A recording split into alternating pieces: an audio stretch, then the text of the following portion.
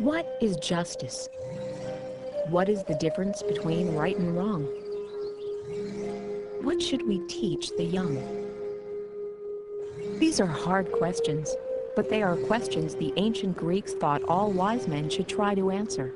The Greeks even invented a word that means lover of wisdom, philosophos, or philosopher.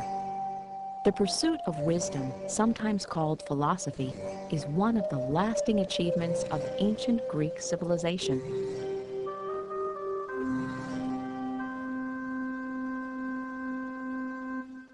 Virtue. One of the most important Greek philosophers was a man who said, "The unexamined life is not worth living." His name was Socrates, and you could find him arguing with people on the sidewalks of Athens during the 5th century BC.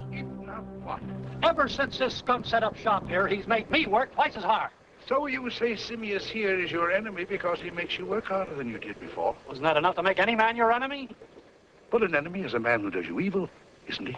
Any fool knows that. And a friend is one who does you good. Any fool knows that, too. But what a fool does not know is what is good and what is evil. Now, you make better vases and you work harder because of Simmias' competition. Do you not? Protagoras? This question and answer method of teaching is still known today as the Socratic method.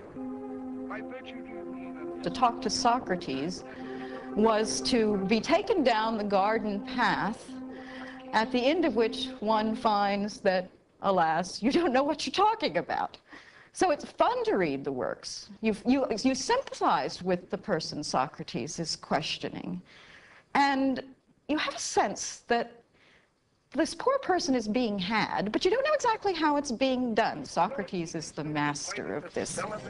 Socrates made a lot of enemies because he questioned many of the ideas people believed in. The leaders of Athens soon grew tired of being tripped up by Socrates' sharp tongue. In 399 BC, the 69-year-old philosopher was brought to trial for corrupting the young. Socrates was offered his freedom if he would just stop questioning people. He refused. He was condemned to die by drinking poison made from the hemlock plant. But the teachings of Socrates would live on thanks to his most famous student, Plato.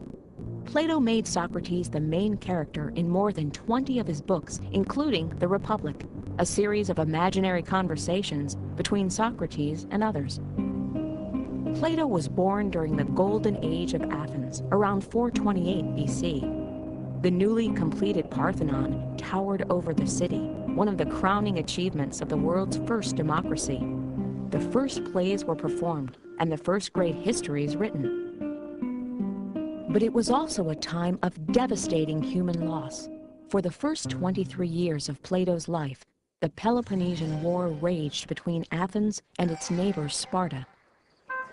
Plato thought there must be a better way to live.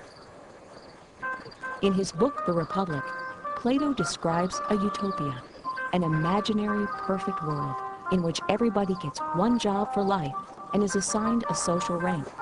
There is no war because philosophers, of course, are kings. To ensure that this perfect world remains perfect, children are only allowed to hear heroic and uplifting tales. Plato was serious about spreading his ideas. He even started a school called the Academy. The Academy's most famous student was a kid named Aristotle, who went on to tutor Alexander the Great. The writings of the Greek philosophers might have been lost forever after the Roman Empire collapsed, except for the work of Islamic scholars. They translated Plato into Arabic and passed his books through Egypt, India, Persia, and Spain. It wasn't until centuries later that the ancient texts finally reappeared in Europe. Philosophy, wrote Aristotle, begins in wonder. We still wonder about the same questions that Socrates, Plato, and Aristotle asked all those centuries ago. The quest for wisdom and justice is as important today as it was in ancient Greece.